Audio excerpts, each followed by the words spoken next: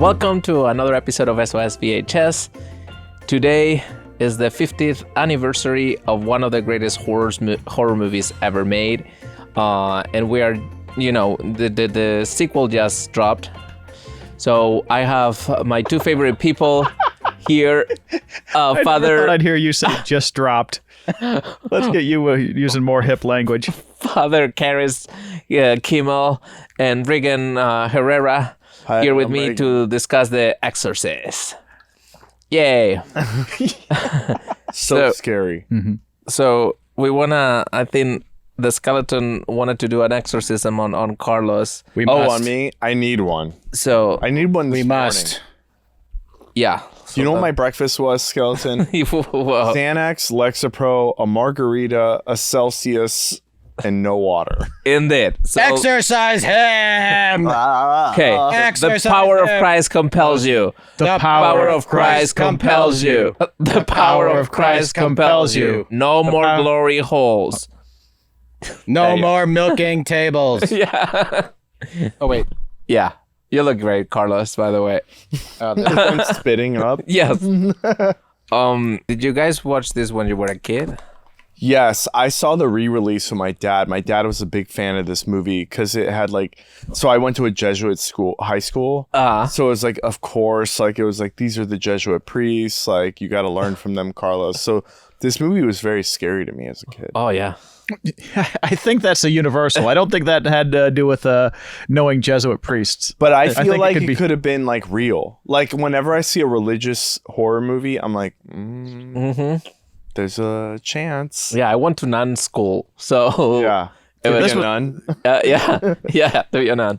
But I saw it when I was a kid. I was terrified. I think it kept. I rewatched it last night, and Yeah. all those memories came back, flushing of being totally terrified by this kid. Do you think there's a chance that demonic possession is real? I mean, not these days. Not these days. I think when I was a kid, I was more, and all the religion. You mean you don't believe it nowadays? Not Right. That. I do. I don't believe it Not that- nowadays. Yeah. I think it could actually Not that it happen. stopped being possible in 1950. No. I just feel like I don't believe it today. When I was a kid, I was more into it. Which is what, you believe it? I still have a little bit of belief. I'm respectfully fearful of Catholicism. Respectfully I'm just on the agnostic. last, Yeah. just at the last second, I'm if I die and there's St. Peter at the gates, I'm I believed you. Yeah. I want to know how to, coming from a Catholic heritage, which I did not. My religion actually. Is the real one, the American one. They believe that the Pope is the Antichrist because he changed God's law How dare you? and turned. He's turned the covered in Sabbath- gold. He's like a rapper. Changed the Holy Sabbath into Sunday. So I have no it's all fake. That aspect. What is coming from the Catholic religion or Catholic heritage? How does that add to the freakiness of this movie? That it could be real. Yeah. That it's not a movie. I remember my first time that I went to confession. It felt very much like a horror movie. It's you're terrified. You're a little kid going to this booth. This older guy asking you to tell him all your sins. It feels very unnerving. And the costumes, that nothing seems very friendly. I just accepted it. Yeah. I was just blind acceptance. This is the way the world is. Right. There's priests and you tell them you're bullshit and then you're good. Here, how about let's do a little intro on the movie though first. Let's Yeah. say Okay, so let the nerd do it. So, yeah, this is 1973. William Friedkin's The Exorcist. So Paul Blaley is Jewish. the writer. Yeah, who's a Catholic. Yeah. And Paul Blaley, Jewish Catholic? Friedkin was Jewish. He wanted someone not from the Catholic religion to direct the movie, to have some sort of perspective on it. Yeah. And Blaley was a screenwriter who had worked with Blake Edwards, the guy who did Breakfast at Tiffany's and Pink Panther, those comedies. Okay. And he met William Friedkin when he was giving feedback on one of his scripts, and he said like, this is a piece of shit. You never make this movie. Yeah. This is terrible. And he liked the honesty that this director had. Yeah. So he kept him in mind, So when he wrote first Blaley wrote first the book. The book was not super successful for a bit, but then he went into a TV show talking about possessions, and then the book blew up. Studios bought it, and they want all of those big directors to do it, Mike Nichols and people like that, and nobody. Kubrick was in the running. Yeah, Kubrick was in the running, and nobody wanted to do it because of they thought the girl's performance was the key to this whole thing, and they didn't want to base the success of the movie on a 12-year-old performance. Yeah. So eventually got to Friedkin. He loved the book, wanted to do the movie. And then what happened is like he was just about to release The French Connection, which, by the way, won him an Oscar Best Director, was Best Picture. And at that time, the studios didn't want him. Okay. The French Connection? Yeah, I don't love it for some reason. What? I don't love The French Connection. Yeah, I mean, you like Doyle? Why? Because it wasn't directed by Apatow? Yeah. No, I do like it. I'm just saying that. We can't get Apatow on this episode. I don't think so. The chase scene? No, By the way, I like it. I just didn't think it was like the best movie. I don't think it should have got Best Picture. My jaw's not working, by the way. The jaw? I broke my jaw. Well, how did you break your jaw? Sucking cocks in hell. Oh, Jesus Christ. Yeah. That's such a dark moment when you hear like your mom's like giving blowjobs in hell. Like that's so gnarly. I don't. That's And I how also you take think, it. yeah, and I also think it's like, oh, you're lying, devil. Yeah. Yeah, like that's crazy. They don't suck dick in hell. There's no reason. Like, why would you bring human stuff into the hell talk? It's You know, yeah. like in hell they do demon things. They don't like do human things. Like they hang out. They What's demon things? they do demon stuff. They play with their tails. They, they play with fire. They're not like doing human stuff. They're not like putting on like CNN or anything like that. Fox. Yeah, exactly. I got a Fox hat this weekend, and then I got Why? nerds to wear it today. It's a Fox college football hat. I thought it was cool. Yeah. Okay. Yeah. But the whole point of hell is to I guess in the movies Torture. to disturb you to like the demon just wants to unsettle you. Yes, It was interesting that the demon in this movie is Satan himself. Was it, or was he lying? Yeah, I think he's lying. The Okay, well, tell me about that. Yeah, because the demon's name is Posuzu. And that's right. That's, that they found in Iraq. That's the statue that they uncovered in So Iraq. why is he saying he's Satan? Because I think the whole point of the novel that is also in the script, although if you see the 2020 version, they put those conversations back. What, they have a 20... How many versions are there of this? There's only two versions. There's not 2020, 2000, you mean? Oh. Yeah. You're right. Yeah. 2000. I don't know why I said 2020. Not the 2000. COVID version. No, not the COVID version. Where Reagan's wearing a mask. The 2000 version, which is the director's cut, or the never seen. Where they show the spider walk. They have like clips of it. Yeah. Yeah, and well, I think he cut 12 minutes out of the original movie, and then they put them back in 2000. I think the original version is better, but it's just An originalist. Yeah. Anyway, if you guys have seen them both, I think they were right when they did it, and they cut that stuff for pacing and make Yeah. Although the spider walk is kind of cool. If you've seen that clip of like, I've seen it. Yeah. Would it have looked like horrible in the 70s? Is why the wires because no CGI, right? This is 1970, which I think is pretty impressive to see all those effects being done live, Of course. So they have this like fishing wire or whatever, something super thin, and then depending on each scene, when she levitates, all of that is wires, right? So they have to paint the wire the color of the wall, sometimes frame by frame. Does it work at all? I mean, you can see the wires on the movie. That's crazy. But apparently on that spider walk, you could see the wire. Oh, okay. So he said no. I see. It looked like he was a kind of one of those horrible directors, like very much a tyrant. Annoying on set. Yeah, that's He annoying. could only shoot like three minutes a day on that exorcism because he wanted the room to be cold so you could see the breath. Not you could do anything digitally. Yeah. So the whole thing is like minus 30 degrees. Yeah, they built it inside a free.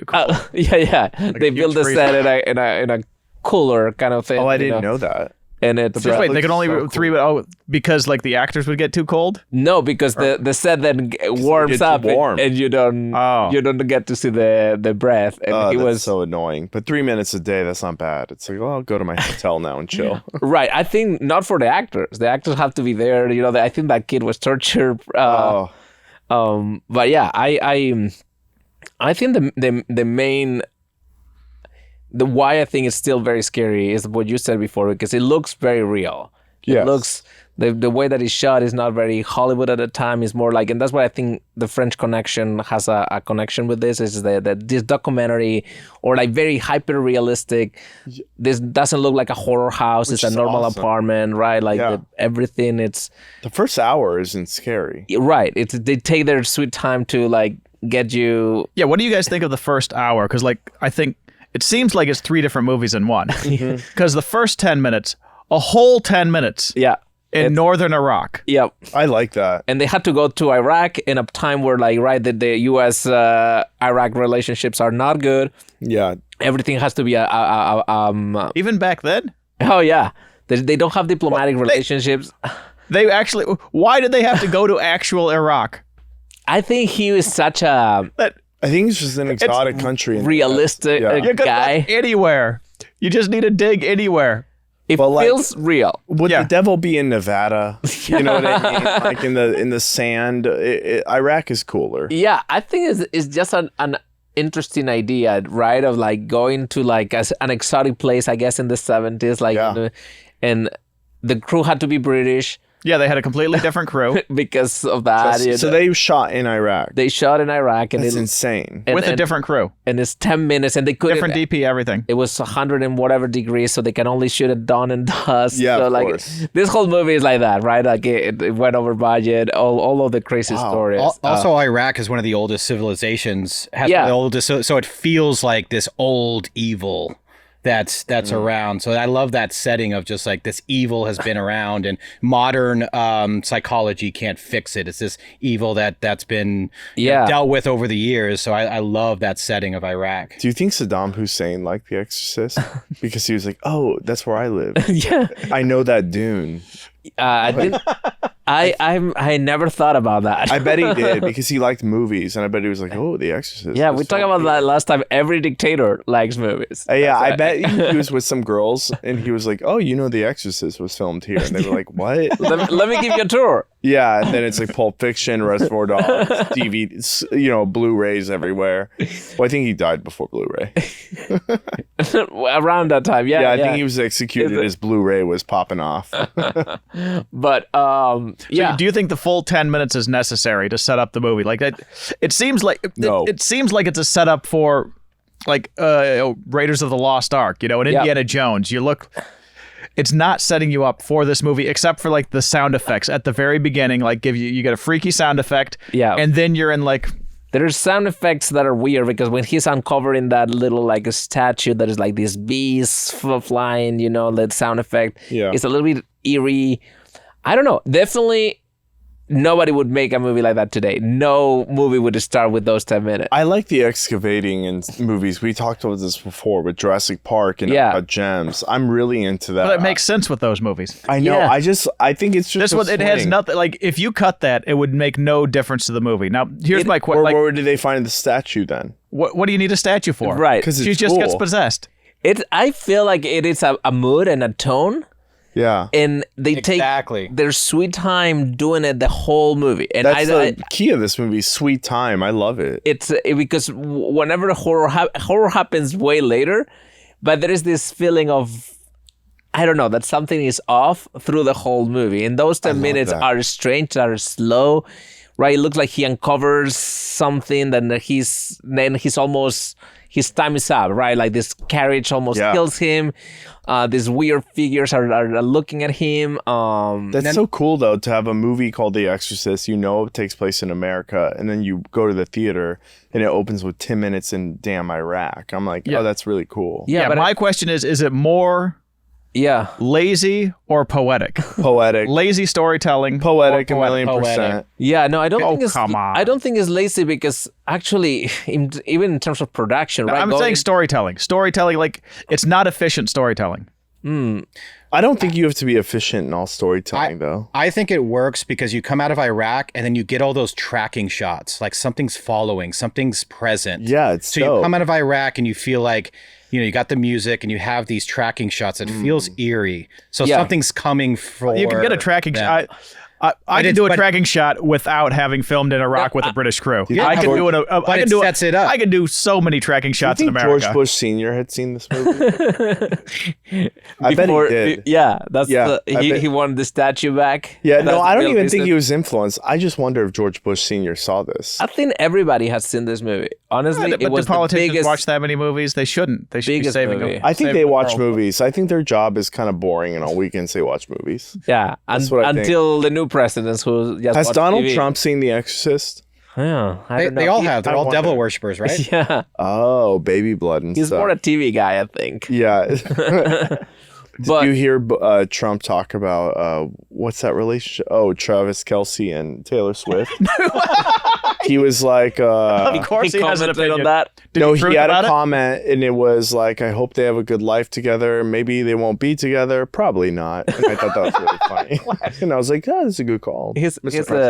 He likes pop culture, so I know, I love that it. I think it's so funny. Like he commented on that's like that's TV knowledge. yeah. Like he had comments on what's that girl from Twilight, Kristen Stewart's relationship. He was like, I wish them the best. I don't know if it'll work out in the end, but I mean, this has nothing to do with this movie, but like Daniel Radcliffe remembers after doing Harry Potter going to one of these Tonight shows or something like that and meeting Trump. Yeah. And his memory of Trump was like, he told him, look, I know you're nervous, but don't worry, you're just meeting Donald Trump. So go out there and everything will be fine. And it's like, okay, he is like that. So, Our but next I think president. Yeah. Again.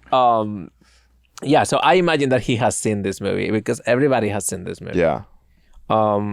Such an influential movie. Do you think Dahmer watched it? I bet Dahmer saw it. Yeah, everybody. Yeah, so crazy. I don't know if he got influenced by it. Yeah.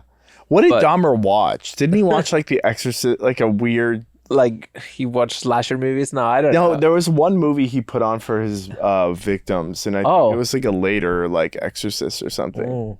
He didn't put on like some comedy. No, he was like obsessed with one movie in particular. I forget which one it is. Didn't put on Manhattan. No, he didn't put on SNL. Yeah, Annie Hall. But going back to this, like in that opening, I think like later on, like in the 80s, movies start being a little bit faster, and by the 90s, I feel like those first 5 minutes is like a TV show. You have to open with something like fun, with a big boom, and then you can go slowly into the movie. Writing 101. In the 70s, I mean, this is the era of directors. They have all the power, right? Like there's no slower, yeah. And I think it works. I don't know what it is about this movie that is, besides the big effects, that still feels creepy. It stays with you. It's not. Yeah, what keeps you interested for the first hour? Because then it goes Knowing from what happens next. It goes from Iraq. Yeah, 10 minutes to Georgetown to some priest and his mom. Yep. Who wants to see some priest chit-chatting with his mom about how poor she is? Yeah. I do. Yeah. Why? Because it gives some background. It's character building. Yeah. I know it gives you background, but I love unless the you know what the foreground is, you don't need a background. Like, background is the boring part that you put behind the interesting things. I love it. I love how like slow it is at the beginning. A lot of movies in the 70s were like that. Even if you watch Taxi Driver, it's slow. Yeah. Like that's just the pacing of that era. But it's The also... Godfather isn't super fast. No, not at all. Yeah. It is... I think obviously the cutting is slower. I just feel it's compelling and therefore it's not boring. There is something on this movie every time, right? You see this priest through the eyes of this woman talking about something. There's always some sort of eerie thing, undertone, you know. Abrupt There's almost edits too. no music in the movie, right? There's only, I think, like 15 minutes of music. You have the mic all fills, like whatever it's called, tubular bass, and it's I don't know. Creepy. There's some creepy Do you see atmosphere. the fast cuts? Oh yeah. And Yeah, then I love that. you have those like The screaming. subliminal, right, or whatever. Not subliminal, but really fast frames of like the demons thing or the So mom in scary. the, and it gives you that dream that he has after seeing the mom, right, with that cut of that demon. Like I just got chills. I know. I might got goosebumps right now. Yeah. So what is your favorite like moment or scare like line or moment in the film? What lasts with you the most? Oh, I know what it is. The scariest, most fucked up thing in the movie is when Reagan makes her mom like go down on her and there's blood on her face after, and she's bleeding from fucking herself with the crucifix. I was going to go for the first. Yeah, the first that scene is the best scene, I think. It is so intense, and I'm like, oh well, like even if she's not like, well, because that scene continues. First, Yeah. they leave the crucifix there, and you think that's the one thing that's going to keep her safe. yeah, So then, to have the mom run up the stairs, and she's just like there, pounding her crotch with the thing, So yelling, fucked up. "Excuse the and French." she's bleeding from it. Fuck me, Stabbing Jesus. sound Stabbing effects. her vagina with a fucking crucifix. Saying It's "fuck so- me, Jesus." So sacrilegious. How dare you? That's exactly not what you expect. Yeah. Then she Yeah. pushes her mom down to her crotch. Her mom gets bloody. Yeah. And then that's what the first time her head does the 180. Yeah, This is it's the like 180 you're going head. down on a girl on her period. It's insane. It's an incredible scene. I think that scene is probably, if not the best scene in the movie, definitely the most memorable. It's but after that, she's so traumatized. That's when she meets the priest on the bridge. Right. She's wearing like those cool aviators. But if you, so the reports of the time, and probably Warner Brothers made of this like a huge marketing campaign, because people were fainting, people were vomiting, people were leaving the theater, all of that. You know, there's like all of this lore with this So movie. lame. But the thing that people got more upset with was all the medical scenes, because they were so realistic. The blood coming in, you know. Oh, why Wait, did what they, medical scene? What besides the CAT scan?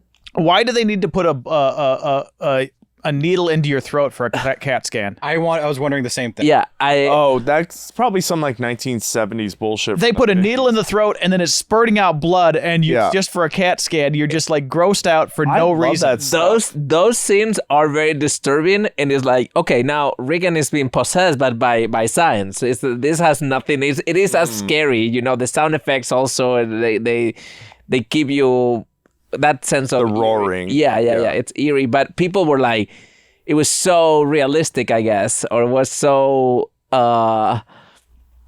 realistic that people were fainting and all that, more than with the possession scenes, which are insane. I love those scenes of the science. I love how it's like the realistic version in the 70s of what would happen if you were if you had a kid who was possessed. I would definitely be like, there's probably no way. Let's go to the doctor. Let's do all these things. Let's get him meds. Yeah, and the book has way more on that, but I think that's why this movie ends up with you, is because you go through the motions of what would, as real as possible, if this were to happen. You know, if you had a kid with some problems, you would go do all these tests. These tests are all horrible. Yeah. You're somehow, you know, traumatized by it. And then when no other explanation is possible, you know, because the woman, the mom is definitely not a believer. No, she's like some actress, but also she sees like the things move on their own, like the drawers and things. Right. Like that. So then slowly it's coming to Captain Howdy. Exactly. Yeah. Captain Howdy's here, you know, and it's Is that the first freaky thing? Like the Ouija board? the Ouija board moves. and that moves on its own. Yeah. And, And it's kind of like a Chris dismissive, you know, there's Regan, the rats in the attic, you know, those little things that. The rats in the attic, though, why does she say rats in the attic when the sound is... I know. That's a big rat. When have you like heard a sound? Oh, you want to check for rats? I'd be like, there's a bobcat up there, obviously. I feel like in terms of justification, is just she's going through the most rational thing that she can think. It's an older house, whatever, is making some noise. Oh, yeah. Like, you wouldn't think it's a Zuzu or whatever. Posuzu, yeah. Yeah. But the thing that I love the most about this movie is how well executed it is, right? I think this director, I don't love many of his movies after this, but I think this is... You don't like The Sorcerer? I like Sorcerer less than Exorcist. I think Exorcist is my favorite one. Yeah, then it's so French good. Connection. Sorcerer is good. And then he has that To Live and Die in LA or something like that. That's pretty good. Mm-hmm. But then a lot of the other movies are okay. They're just whatever. So which part of the execution do you appreciate? But the execution is like, you are in this room for how much of the movie? Like half of the movie happens in this room. And only half of it, because the rest of it is like the training scene for Rocky. Yeah, you have all those little elements, but every time you come into this room, like it's shot differently. It's like there's a new thing going on. It's always very interesting. She's worse and worse every time. Yeah, she's worse, and I don't know. The tension keeps building. The shots are all beautiful without being flashy. There is something so scary. Just her on the bed, all cold and fucked up, and right, cut up. And she's a greener. It's so messed up. All the effects that they're doing, they're very realistic. Well, they build a dummy that could like turn his the head around, but other than that is the makeup and the voice that is done by a different actor. Yeah, it's so good. The superimposition of like the demon on her face too, to make her look weird. It's all done very, kind of like all Hollywood, like manually, but it's so well done.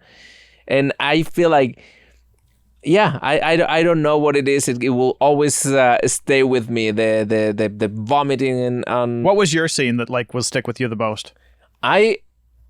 I think the turning of the head and the crucifix. The same one, the 180 of the head. Yeah. Once the head does the 360, it's like it's already been done the halfways. It's not as freaky. I think the first time is, and also I appreciate the fact that this movie is kind of like episodic or has those vignettes. It doesn't have to have a complete continuity. You see that, cut to next thing. You can follow, you can fill out the blank space. They're chapters. Yeah, which I like. I appreciate. And time has passed. Yeah, watching the movie, like trying to remember the movie after watching it, it feels kind of like Citizen Kane for me, where it's hard to remember which scene happened in which order. Exactly, because Citizen Kane it's all like it bounces around. This one, episodic, since it's going from the room to the outside to the priest, and like they're completely disconnected. It's not A, B, C. It's A, X, B, Y. Yeah, and you could reorder. Probably they could play with that in the editing, that it doesn't have a specific, you can go anywhere, and sometimes you go to like that church scene, for example, where like they desecrated the statue, and then who desecrated that statue? But then also, did you notice maybe about 15 minutes later, 20 minutes later, there's a little doll that has like the nose. Yeah. Just it's like Pazuzu, right? I would imagine that it is her being possessed doing all these things, because like she goes at night. But how can she get out of the room? I think it's him doing like crazy shit, because like that she's playing shit with clay all the time, and she has all these clay things. Yeah, and the statue is desecrated with clay. I don't know how she was able to get out of the room, but she was able to push a big guy out of her window, and killing him. And my theory is that it was actually Satan desecrating the church, and that like I just think it was some sort of spiritual thing. Yeah, like I don't think it was her. That's my theory. There's been theories that the spider walk scene actually messes up the realism of the movie, because that's the only time she gets out of her room. So if she can get out of her room, why doesn't she get out of her room any other time? And she has excuses for things that are actually really powerful to me, like she won't reopen the drawer for the priest because it's a gross display of power. And I'm like, no, that actually makes sense. She's not going to just do what a human says. Yeah. When he's like, do it again, or what's like my mother's maiden name and all that stuff. It's like the devil doesn't like just show off for you. He's like like the king of darkness, like the angel of all angels. So but you don't not do something because it's a gross display of power. Everything else is a gross display of power. But it's on his time. He's not going to do it because the human demands it, especially a man of God. He's going to be like, I'm not obeying a man of God. His goal is just to disturb you, to like kind of like throw you off balance, to like question your faith. Exactly. The whole point is to question your faith, and so that you kind of go towards him always. So it's like he's not just going to like. Because at the beginning, he said like, oh, this is a great day for an exorcism, right? And the guy said like, wouldn't that bring you out of horror? And so, but she said like, but he says, yeah, but bring us closer, right? And I love that. That's what happens. Like he takes him in. I love that when he's like, we're gonna be together now. And then the first scene when during the party, when she the Reagan walks downstairs, right, and pees herself. You'll die up there, and then pees herself. It's with the director, Burke, in the room. Who actually dies up there. And you don't think about, you just think it's a freaky line. Yeah. That's crazy. It's so every line is actually truth. I love that in movies when they tell you something at the beginning and it really comes true. It's beautiful. If you know who she's saying it to, it seems like just a freaky line. Like, that's beautiful writing. Yeah, when you go through and you're like, wait, actually, she's just telling you the end of the movie. It's a really good script, and the writer was obsessed. So okay, that one's actually not lazy. Like a modern movie, they would just say that just for fun, and then nobody would die up there. They'd die in the basement or something. But I feel like people were so committed to make it. I think there was no laziness. It was like, this is like... Writing was different back then. It's still similar today if you try, but you don't have to have as good a scripts today to make movies. I mean, obviously. That period of time was just really crazy. But we still write that way, that structure. Like everything, you tried for the puzzle at to be best. It's just you have to have the talent to do it, and I think... But one thing that you were talking about, the realism and the supernatural, the spider walk. So the writer didn't like the spider walk. He didn't like the head turning around because... No, the writer wanted the spider walk in. Oh, really? I could do without the head. The writer was mad the spider walk wasn't in the original. No, the writer was mad that a lot of the footage was out, but the reason that one was out because of technical things. The things that he was really mad about were the conversations that I think... It's totally fine to be cut, which is... Of course the writer was mad at that, though. Well, there's that moment where they both sit at the stairs, and there are beautiful shots of both of them sitting on the stairway, like both priests, before going back in and kind of like finishing it. And where they're actually saying, hey, why is he doing this? And it's like, well, he wants to throw us off. He wants us to question our faith and blah, blah, blah, blah. So they're explaining the movie. And what the director said, well, that's the whole movie. I think people will put it together. And for the writer, it's like, no, I need this being stated. I need to like help. But that seems counterintuitive. It seems like the writer would want to be more poetic and like have it unstated.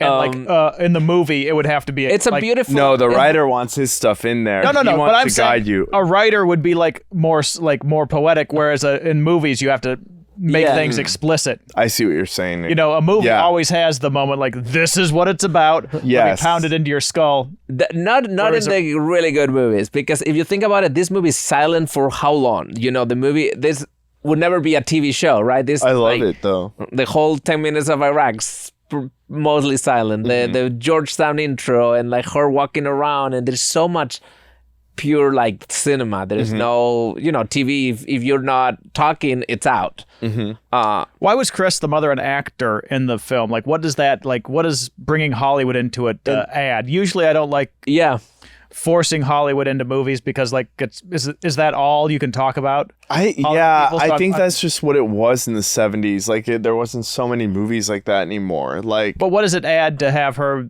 be an actor from Hollywood rather than she can afford all the treatment is what I was thinking. She can afford 3 servants. That's what I was really thinking. She's popular and rich.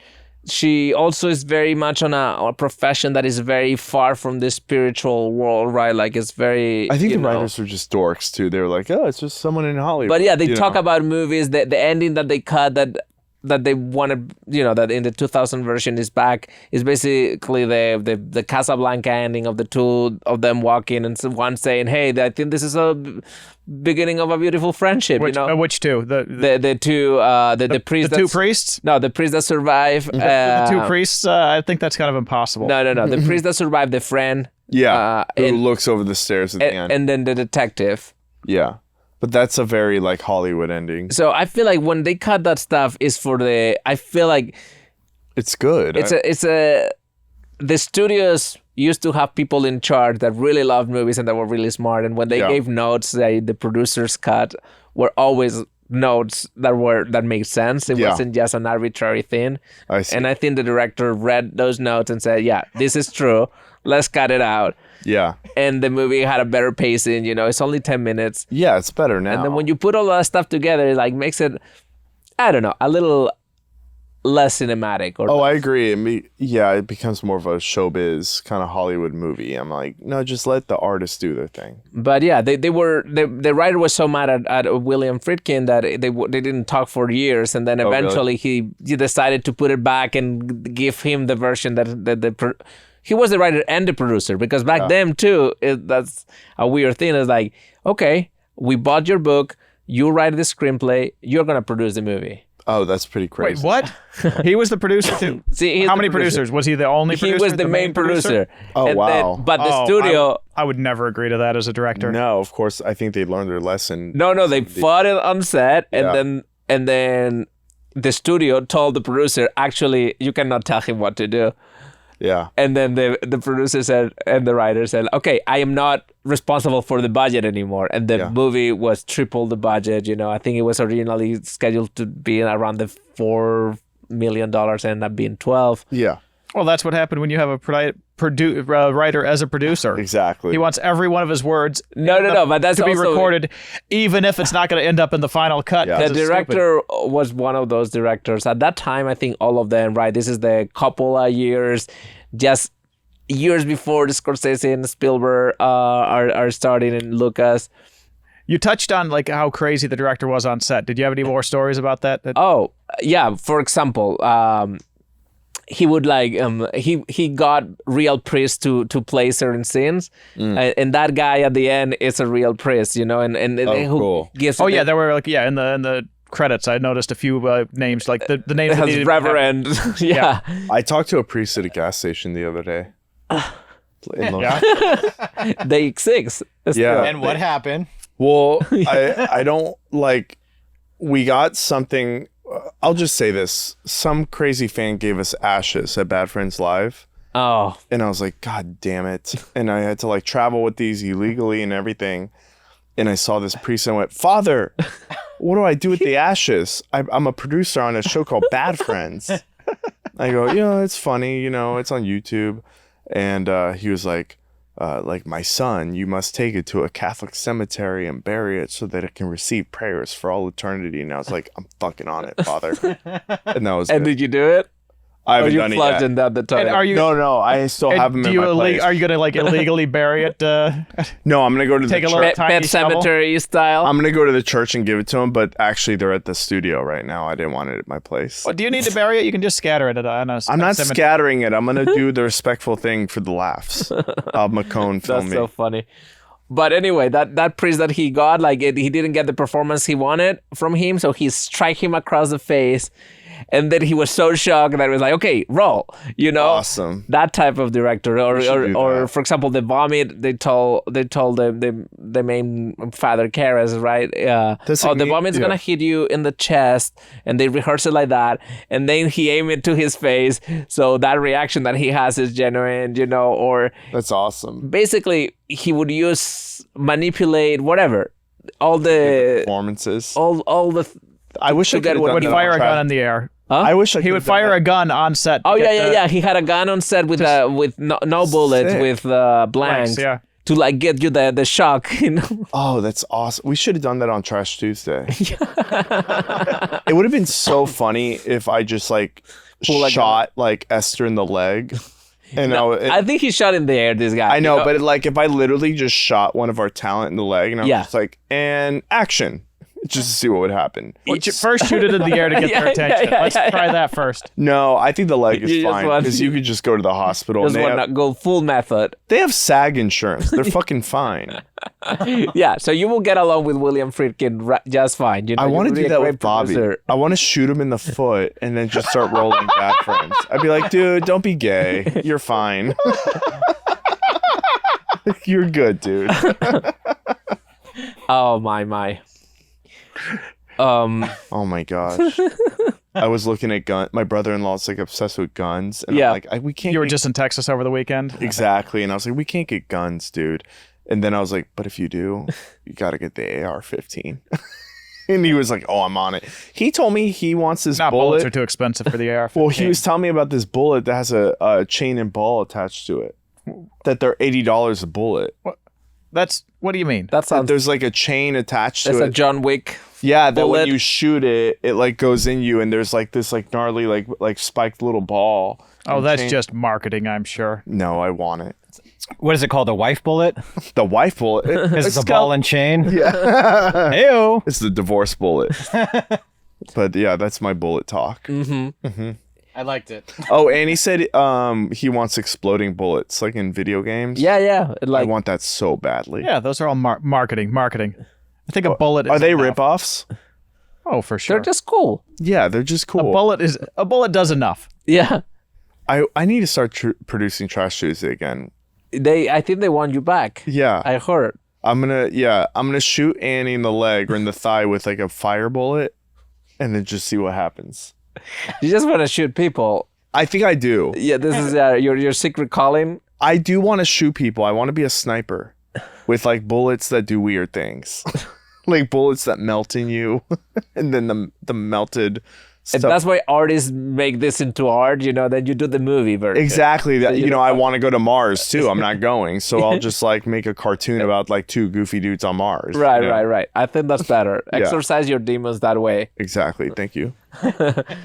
Um Thank you, Lord. so Well, yeah, you were talking about the vomit on the face. I'm sorry yeah. for talking about guns and bullets. no, that's totally fine. So what's your favorite? Like, what did you find anything? Did you laugh at anything in the movie? Because that was there's like big scares, Yeah. and then there's like moments like that where the vomit is so green and it hits him right on the glasses. Yeah. Like it's like the movie like goes from a mix of like making me laugh and making me afraid, and then I like laugh at a few things. Like it hits him in the glasses, he's so shocked, and then it like just drools down, and it looks like Double Dare goo. That's not funny. That's so scary to me. I don't feel like, because in modern movies today you have certain like big scares that then you'd release the So laughter. you didn't laugh at all? But I didn't laughed laugh. when he goes, does anyone ever tell you look like Paul Newman? Yeah. The priest. Like, I laughed at the priest making topical early 70s Yes. jokes. Yes. I thought that was cool. I like that. And I was like, oh, I'm going to watch so many movies in 30 years that'll age poorly like this. Yeah. But Because like, the first reference was you look like somebody that I didn't remember. you look like a boxer or something. Oh, Yeah. no, there was another actor he asked him about that I didn't even know who Yeah. he was. But yeah, I think his system is to like get people comfortable to get the truth. I don't know. This detective seems like he likes to. That was the third. So yeah, I said it's like or it's like 4 movies almost, because the detective scene. So it's an Iraq adventure movie. Yeah. It's a cop priest, movie. a priest who's like just with his mom and wants to be a boxer, running around like Rocky. It's the horror film In the Room. Yeah, but this And then there's this pre-Rocky. detective. Yeah, no, it's pre-Rocky. Yeah, which was interesting because he like wears the gray sweats. He Like, looks- why It's exactly like Rocky. does everybody have to wear gray suits, in the sweats? 70s, yeah. Or maybe Stallone like the look, because Yeah. he looks a little bit like Yeah, this was Stallone. what, in 3 that. years before Rocky? Yeah. Something like Yeah, that. yeah. Stallone definitely watched this and was like super into it because This is Rocky what- was just some indie script he wrote. Yeah, and he runs the same way. It has some moments like that. The look, the physicality of this priest. Yeah. I think it's a great character. that's- a yeah, priest so that- I love that character. But Yeah. yeah, the fourth movie is the detective, yeah, which like it seems like he's like almost from a different movie as well.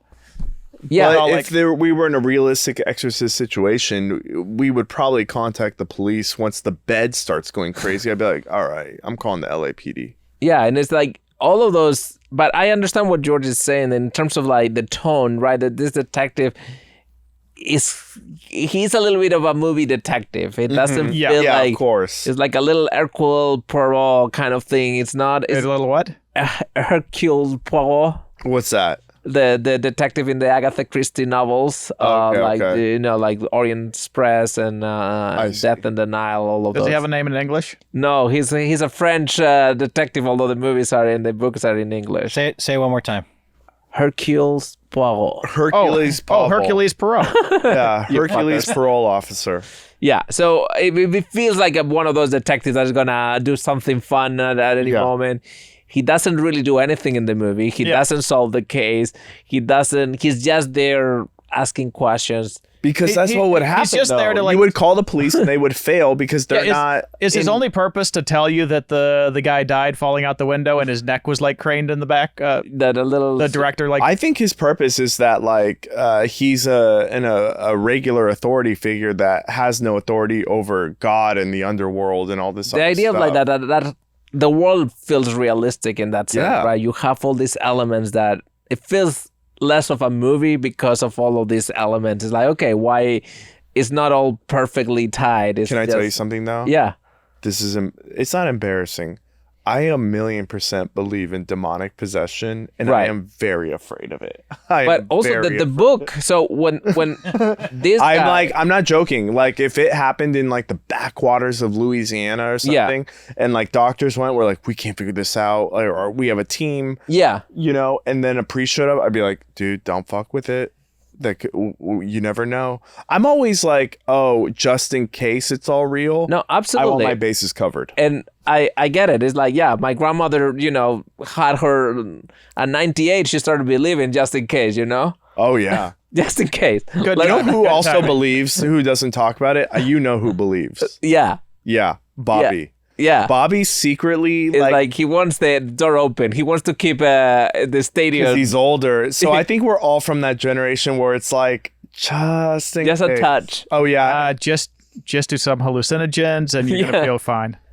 But I think but that's the thing is like people are like, oh, LSD and all this stuff disproves God, and I'm like, no, I think it kind of proves it for me. It opens the door. Yeah, I'm like, no. He's down with this. I always think God is cool with LSD. The book was based on a real case, right?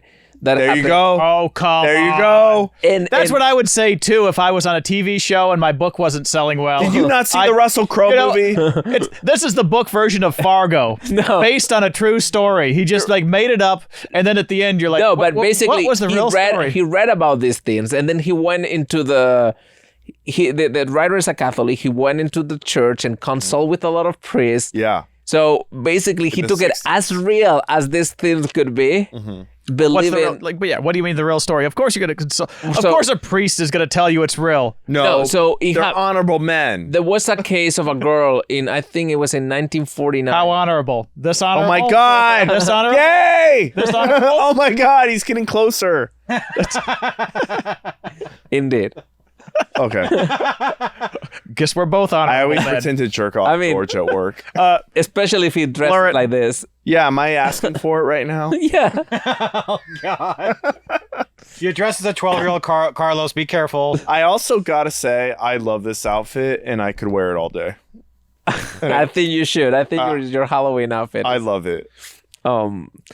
Anyway, so I was just saying that he based the book on accounts of a real case, right? Like how real it was in reality, I don't know, but it was reports of this exorcism being performed to a girl. In what country? In the U.S. in 19. Really? I think it was in 1949 or 59. I don't remember well. But then he started consulting with priests, so he put as much of what the church was telling it was true, including the main character, Father Carey, saying. Yeah. Well, we have to go a century back to do an exorcism. Which I love when they we don't do anything like this anymore. I'm a psychologist, right? So they try to bring it to I love it. realism as much as possible, and I think that's why the new movie is not gonna be as good. I have a feeling that because they live in a fantasy world, it's gonna be all way more fantastic, better. Like the Russell Crowe one, where like he literally sees the Virgin Mary, but right? A hallucination. So it's based on a real. The Pope's Exorcist is that movie. By the way, based on the.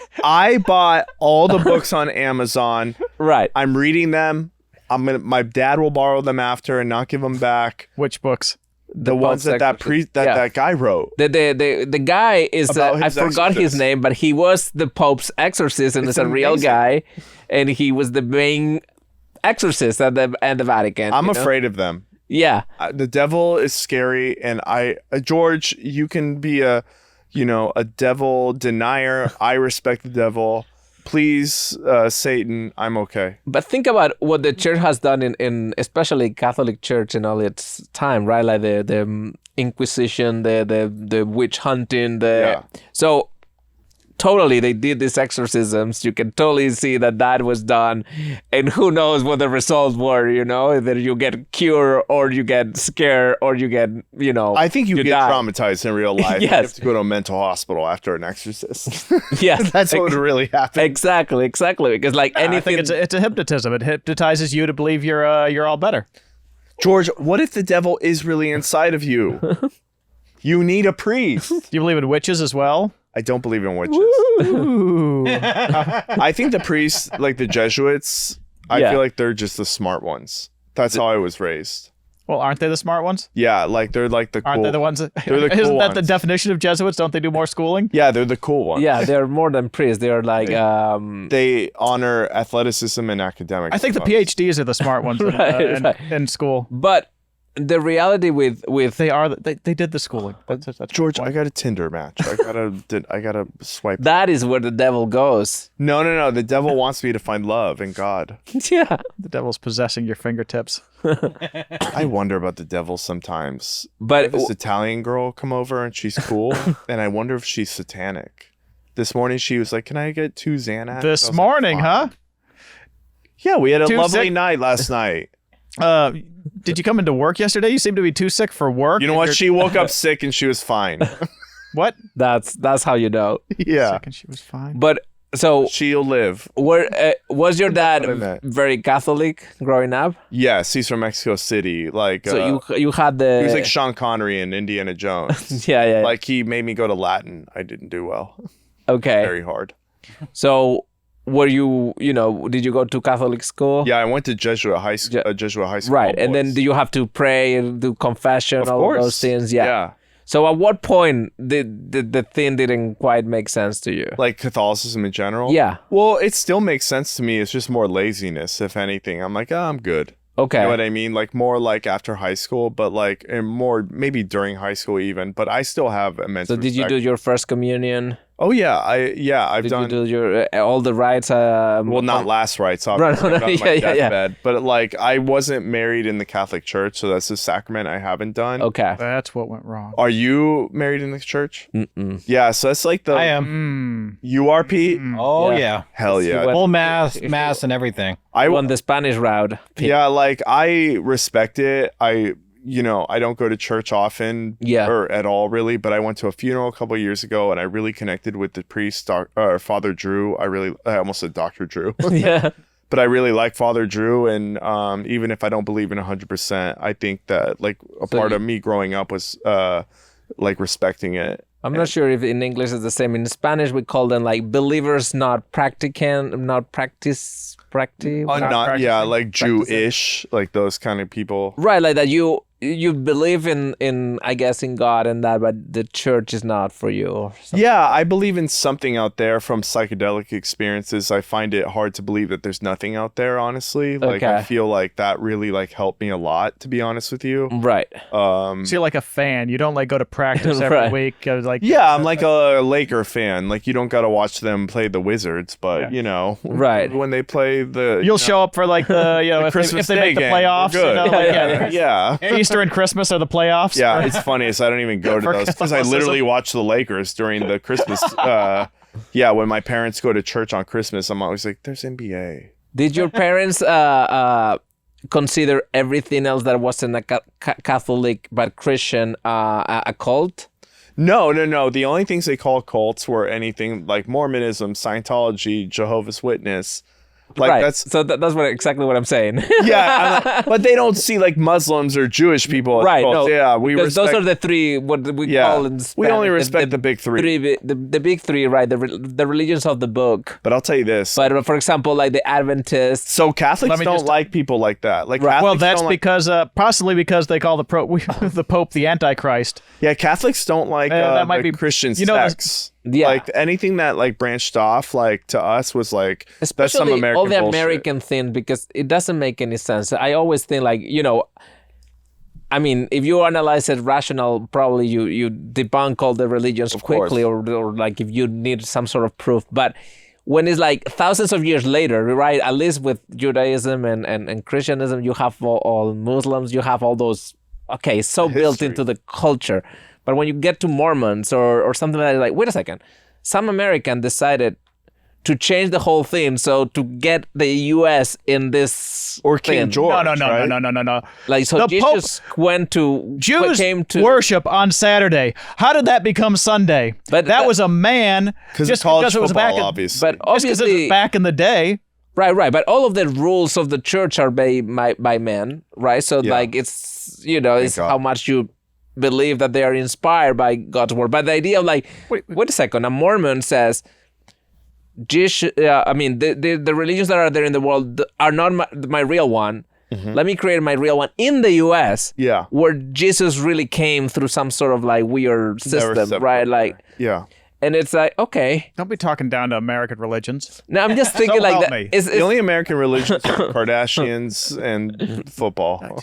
And I'm not having some Spaniard come here and tell me about the real religion. This is who should be telling you. A Spaniard. No, I just feel like well, anyway, but you grew up religious. At what point things quite didn't add up for you? When I wanted to drink alcohol.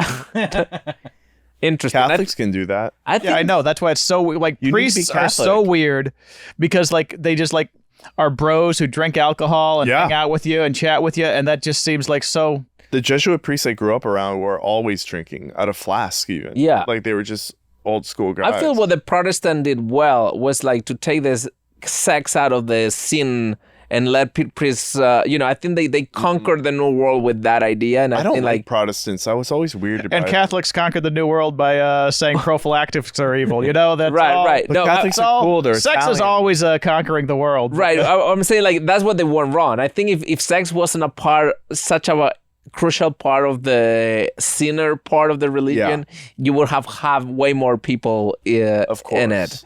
I think people usually, that's when they start separating, the high school moments where like, wait a second, why is all of this a sin? Who says why, I don't even me as like someone who grew up Catholic, like I don't see it that way. I'm like, no, that seems like man-made fearful thinking.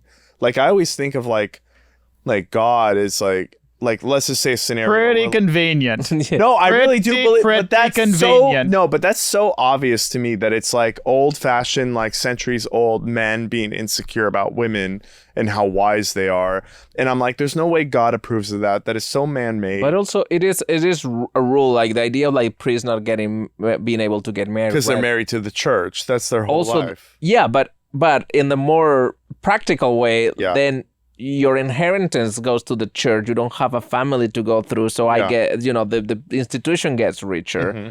So things that are very practical, right? And like, if you think about who was a pope before, like if you had two sons, if you're a king, that your first son will be king and the second son will be pope. That's insane. And it's such a political big power. Sex was I would have been a good pope. I would be the cool. I think you would be a cool pope too. I'd be a good pope. I think you will modernize the church and I would start a war. I would have an army too. We would go back to the Crusades. They had an army. Yeah, we would do the Crusades. So you said when alcohol was involved, you start questioning the principles.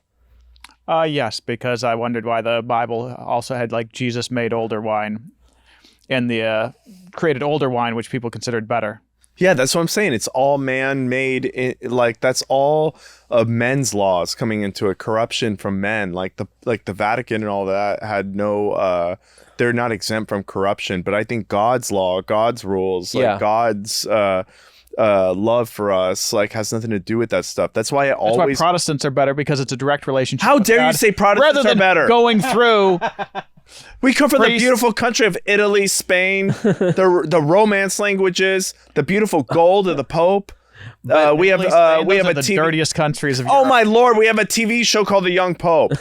Gross. What did the Protestants do besides go to Mississippi built State the greatest football city the greatest country in the world? Hold on, a Jew just DM'd me. See, they love us for real. But Jesse Gold. What? Shout out. Doesn't it make sense to interpret those things as like, okay, so if you were back in time, you need an explanation to how things work. Yeah.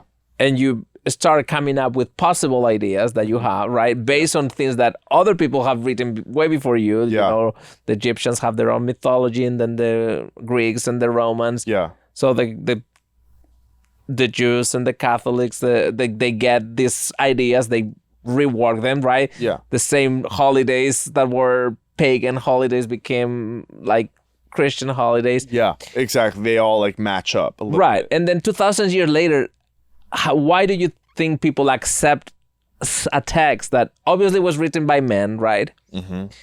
Well, Obviously. it's not. No, it's not. I mean, it was at least transcribed by men, right? Yeah. Like the But there is the word, like, what is it called? It's not divine intervention. yeah. Is that what it's called when they write the words of God? Right. In the Bible? But let's say if that would happen today to anyone, Inspiration. You would be called schizophrenic. right? Or it will be debunked immediately, right? So I guess my question is, the moment you start questioning these things, you have to accept things as they are and Faith. never question them, or they break apart, right? Yeah. So my question, I guess, is why is it so easy for people today to accept those things that happened 2,000 years ago? I think it's comfort in. I think people find a solace and comfort in knowing that they're a part of something that's thousands of years old. Okay. In the same way that sports fans like being sports fans, like Yankees fans, like whatever. I think people like being a part of something greater than themselves, especially when it's the church. And I would say that's an old world view. Here in America, we have living religions. America is only 200 years new, old. Yeah, exactly. 200 and something. With years old. New prophets. You're just poo-pooing the prophets. No, our new prophets are tech people. They're Mark Zuckerberg and Elon Musk. Okay, but I'm just talking about the But 1844 resurgence of religions that this guy poo-pooed. But yes. Right. So like, yeah. Are there any good movies with what other religions have good supernatural thriller movies? There's no cool Protestant movie. You know what I mean? There's Every cool movie is Protestant. That's not true. They're Jewish. But if you think about it, I mean, because the Catholic Church is a little more obscure, has a little more of that lore of like having like a Vatican secrets and these things, right? That all of the thriller, right? It doesn't matter if it's like something like the Da Vinci Code or something Yeah, is like Catholicism better for movies? I think so, because it has all this weird, also for like social movies too, you know, the amount of shit that the Catholic Church has done, from Inquisition to pederast, Spotlight. you know, like basically Pederast. basically the abuse of power that they have done through the whole history Just makes for great movies. Thank makes goodness. for great does. content. It does. You want to be on the side Guns of and the cool... Catholicism make for great movies. That's awesome. You know, the Crusades, Spotlight. You want to be in a religion that Because when you're talking about the Judaism, you have like the biblical movies that the basically the Old Testament ones, right? Like the Moses and those wars and things like that. I don't think you have a modern. I guess you could have a horror Jewish movie, but I mean, what was it? Aren't they Noah and Exodus, Gods and Kings weren't great movies. No, weren't great movies, but they're great stories. They're great stories, but weren't well executed. Ten Commandments and Ben-Hur and Ben-Hur was King of Kings and all of those old movies, you know. The Conjuring feels very Catholic to me. Right. So when you go into that, because you have the cross, right? The cross is one of those symbols that it is scary. It's like, especially, you know, you turn it upside down, God, you so use it as a weapon. Like in this movie, it's insane what they did with it, right? If Like, you had a cross upside down here, I would turn it. right. I'd be like, "Are you out of your mind? You want Satan in here?" But isn't that a symbol of who was the big saint who hung up Peter. upside down Peter. so That was he Peter. wouldn't be like Jesus? See, we're not doing that part. See, no, I'm not going technicality. I'm Right. Why isn't that just a sign like, hey, I like Peter No, too? because I'm not Peter. If I walk in and I see it and Peter's not around, we're turning it back. Unless he comes and tells me otherwise, we'll do it. Like that's how I feel. I think that the amount of supernatural like ghosts, you know, has to do with that idea of having an afterlife. Yeah. So it comes with the same thing. I guess I do believe in some sort of It has to do with like afterlife. having a purgatory, like because like if you're Protestant, you're just dead until the second coming. right. So these Catholics who believe in a purgatory and how many rings of whatever, hell. there's more More lore. more of you when you're dead. right.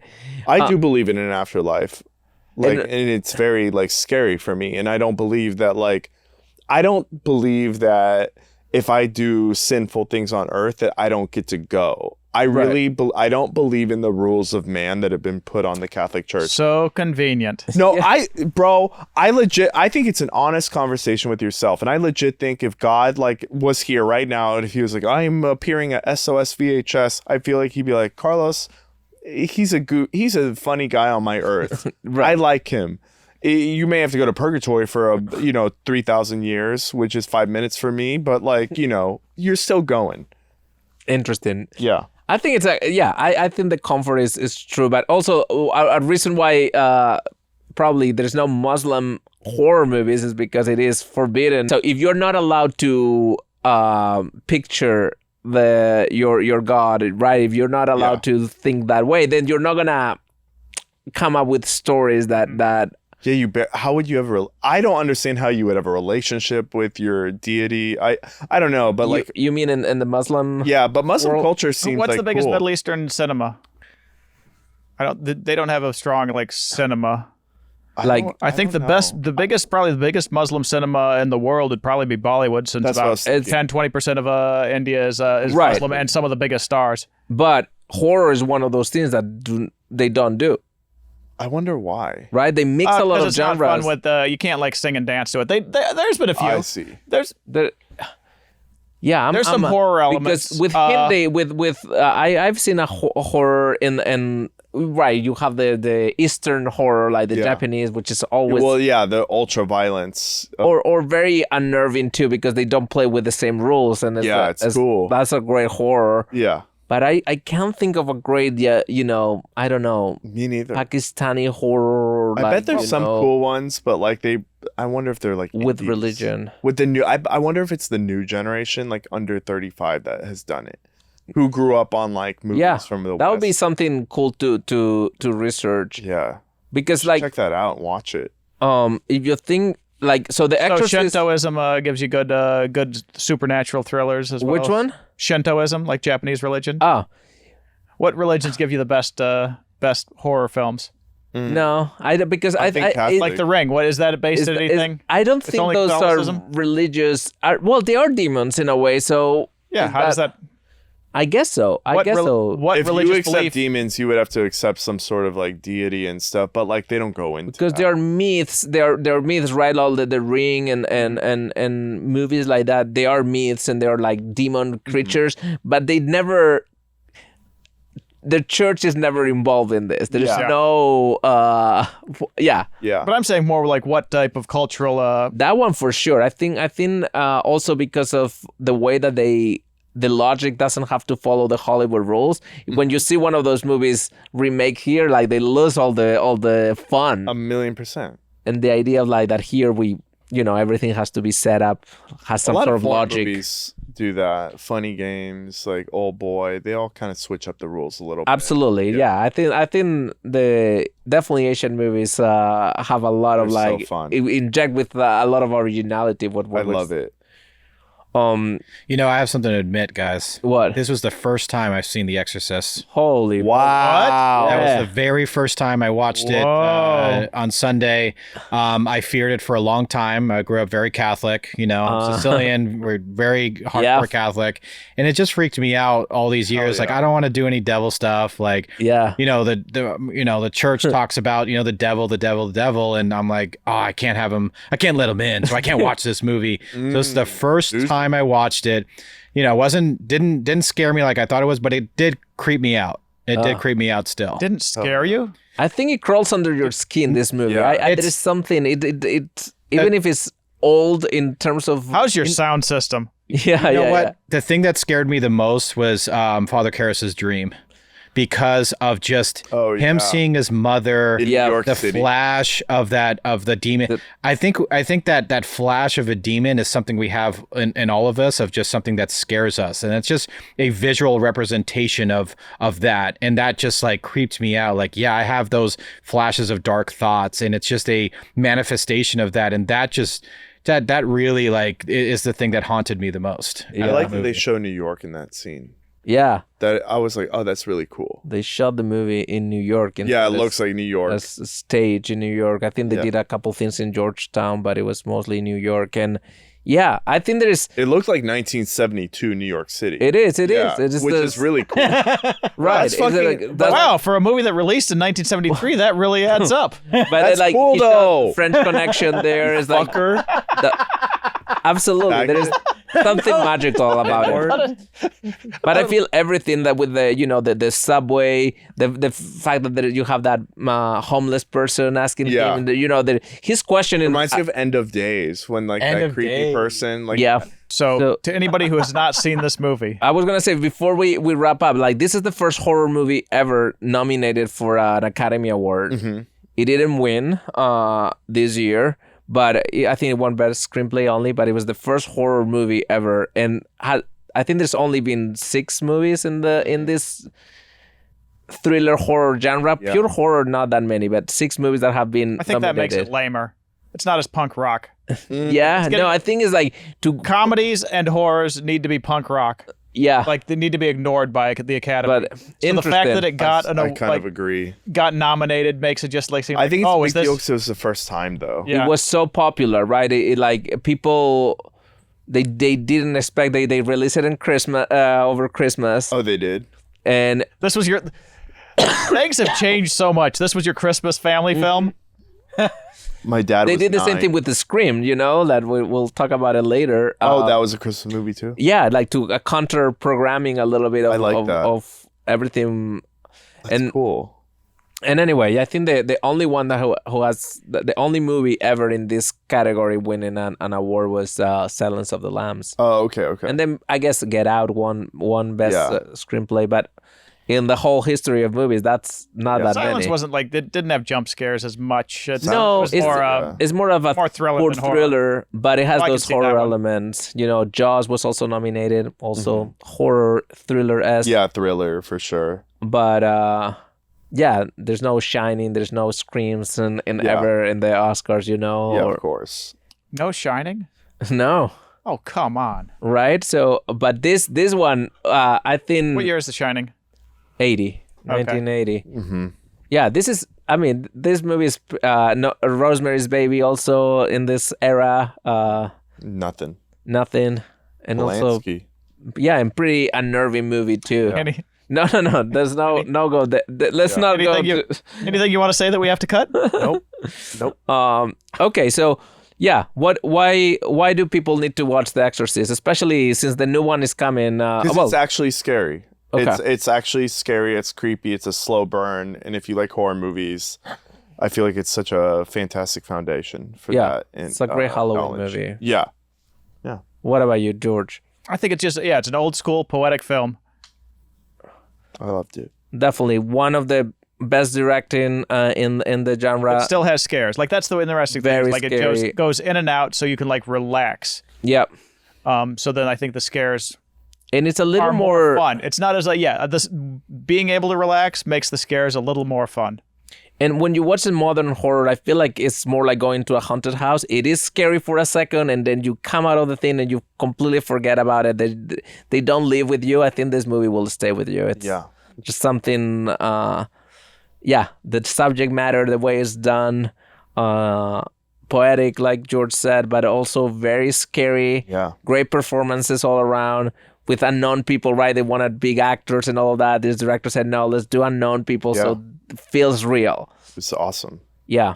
So Ellen Burstyn was unknown at the time? She was the most known, but not super. She wasn't like Audrey Hepburn or all the people that they wanted in the movie. Exactly. Audrey Hepburn was around back then? And considered? And considered for this movie. It was only the early 70s. Yeah. So that would have changed the whole thing. Yeah, I bet the Beatles watched this together.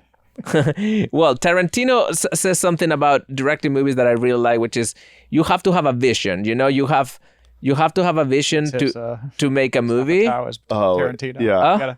This is my Apatow. Yeah, maybe. But the idea of like, I want to make a point to this movie. Yeah, I feel like that's all art. You have to have a perspective, you have to have something to say. a strong vision and fight for it. And I think like William Friedkin had a very, very strong vision. Mm-hmm. He had to fight everybody. He was hated. He was called Wacky Willie through the whole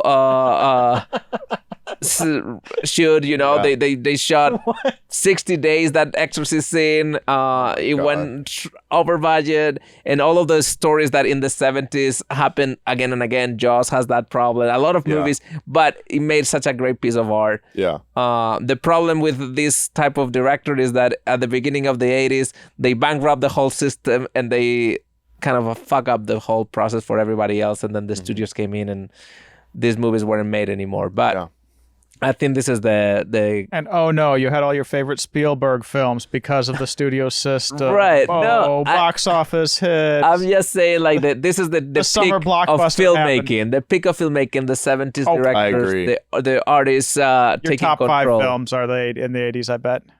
I think And, my top early 5 films 90s. would be a little bit all over the place. I'm a kid of the 80s. I'm a kid of the 80s. You don't have a top 5 film from the 70s. That's insane. Apocalypse Now. Yeah, for me, Jaws is probably in my top 5. The Godfather. The Godfather.